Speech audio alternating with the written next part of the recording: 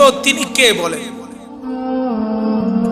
যিনি একজন শুধু বলবেন আয় আল্লাহ আমার উম্মতকে বাঁচান, তিনি কে বলেন?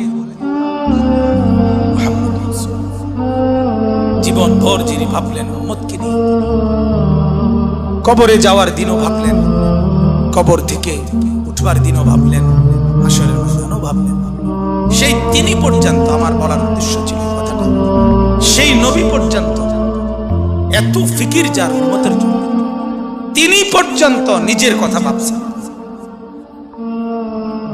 এই কথাটা লেগে এতটি কথা কইছে, নিজের ফিকির, ইসলাহে নফস, ফিকিরে নফস, এটা এই পরিমাণ দরকার। উলামায়ে কেরামকে বলি, উলামায়ে কেরাম, আওয়াম সর্বসাধারণ আপনারাও তো বুঝেন, বাকি যারা আলেম আছেন আপনাদের কি বুঝেন? নিজের ফিকির, ইসলাহে নফস আপনাদের জন্য জরুরি, আমার জন্য জরুরি, ইমাম সাহেবের জন্য জরুরি, মুহাদ্দিসের জন্য জরুরি, মুহতামিমের জন্য জরুরি, শাইখুল হাদিসের জন্য জরুরি, হাফেজ সাহেবের জন্য জরুরি, নুরানির উস্তাদের জন্য জরুরি, খোদার কসম জরুরি। নিজের ফিকির, নিজের ফিকির, নিজের ফিকির, নিজের ফিকির, আমার সংসার, আমার খবর, আমার নিজের টেনশন দরকার। এটা আমাদের মধ্যে বড় ঘাটতি। এখন ওই যে ওলামা সম্মেলন দেখছি, অনেক আলেমও আমি চতুর্দিকে দেখা যাচ্ছে। আপনাদের কাছে বিনীত অনুরোধ, নিজের ফিকির, কওমের ফিকিরও করবেন, তালেবে ইলমের ফিকিরও করবেন, মুসল্লিদের ফিকিরও করবেন, সবার আগে নিজের ফিকির। কার ফিকির?